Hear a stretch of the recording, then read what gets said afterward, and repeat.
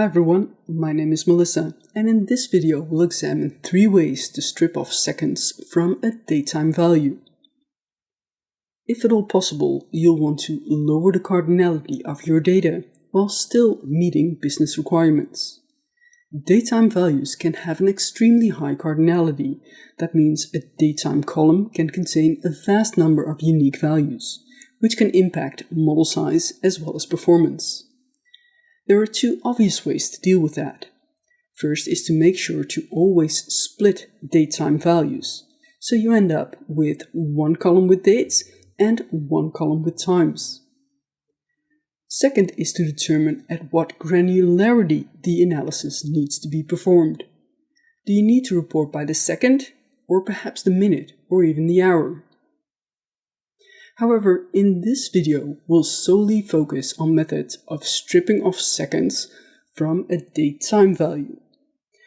I want to thank the LinkedIn community for sharing their thoughts on this topic, especially Pavel A., Win Hopkins, and Rick de Groot. Let's go to the Power Query editor. And the first approach will be a fully user interface driven approach. So with our datetime column selected, I'll go to the Add Column tab, select Time, Time Only, and now I'll convert this into a text and revert it back to a time value. Don't select Replace Current, but add it as a new step. And now we've lost the seconds of that time value. Perfect. Personally, I use this method of converting to a text and then back to a time more frequently, but using a non-UI driven approach, for which I use a different syntax. So let's take a look at that as well. So with that mini table icon, I'll select Add a Custom Column. Let's call that Time To. And to convert a datetime value into text, we can use the M function datetime to text. So datetime to text. Opening parentheses, let's put in our datetime value. I'll close that off. Now we also have to add the format, right? So here I'll say 2 H's for the hour and 2 M's for the minute parts.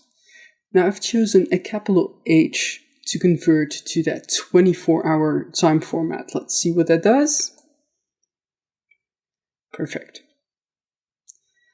So let's change this into a lowercase for a second. And let's see what happens then. Press that check mark in front, and you'll see that this converts it to a 12-hour format, right? I don't want that. I want a 24-hour format. So turn that into capital H again.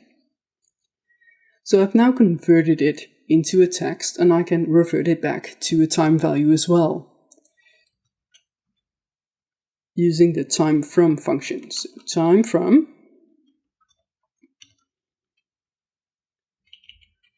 just rub that around it and press that check mark. Awesome. I can also declare the type. So comma, type, time. Perfect. Now there's one more method I'd like to share with you to do exactly the same thing.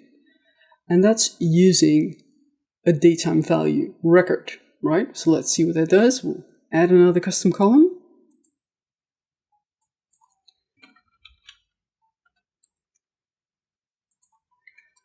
And we'll use DateTime.ToRecord.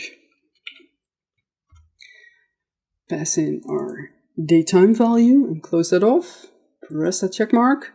So this returns a record. Now let's click off to the side in the white space so we can see a preview down below. And we see that for each of the date and the time parts, we get a field inside this record. Using the intrinsic hash or pound time function, we can turn that back into a time value. So let's do that. I'll just create a variable to refer to it more easily.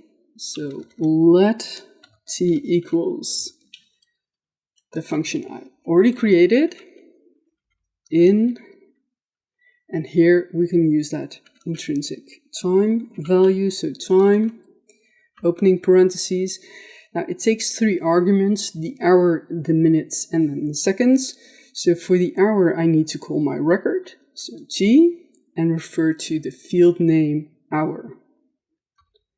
In a set of square brackets, hour, comma, repeat that for the minute as well. So refer to the record, t, and the field name, minute. We want seconds to be 0, and press that check mark. Perfect. Of course, we can also set the type for this.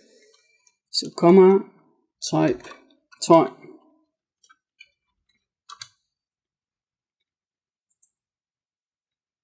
Awesome. Well, I hope you've enjoyed this short video. Thank you so much for watching. All the best. Hey everyone. Thanks for tuning in to Enterprise DNA TV. If you enjoyed the content covered in this particular tutorial, please throw the video a like. It really helps us and we really appreciate it. Also, don't forget to subscribe to the Enterprise DNA TV channel. We have a huge amount of content coming out all the time from myself and a range of content creators, all dedicated to improving the way that you use Power BI and the Power Platform. Lastly, check out Enterprise DNA's website. Plenty of resources and further learning that you can access very easily. All the best. Take care.